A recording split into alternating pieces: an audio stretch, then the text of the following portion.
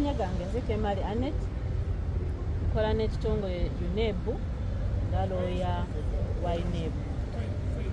Leero tubadde ku kooti, tulina abasomesa 11 abazza omusango nga basharinga ebibuuzo bya UNEB PLE 2025 ku masimu.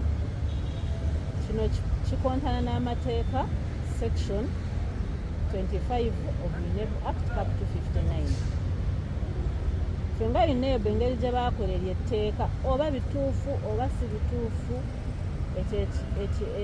ekyo ekintu tetukikkirizaamu.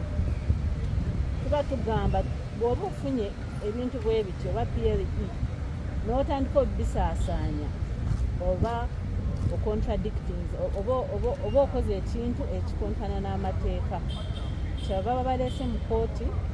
Abasatu bagambye ekituufu baakikola, bali abalala 6 beegaanye, naye bali abalala tebabafunye kati lya still at large.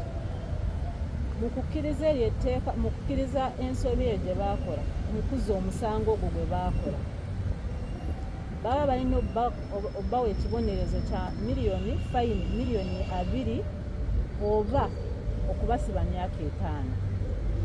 Naye n'etteeka ligamba omulamuzi yayinza okusalawo n'agamba ngenda kuwa myaka 5 mukomera ate osasule ne fayini. Kati ffe nga UNEB tusaba gavumenti aba judiciary balwanyise ekintu kya examination malpractice, kubanga bano abantu bajja kutegeera seriousness y'ekintu kino. Bwe kiba kiyingidde mu kooti ne babasiba, ebino ebintu bye bakola bijja kukendeera.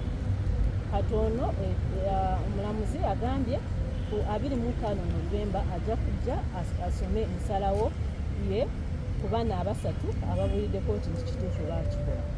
Bali abalala kooti bajja kusaba beyiri, naye kooti nejja okusalawo oba ebawa oba tebawa. Kati omusango bagwongeddeyo 25, bali baba remandinze. Tujja kulinda tulabe kooti kyesalawo.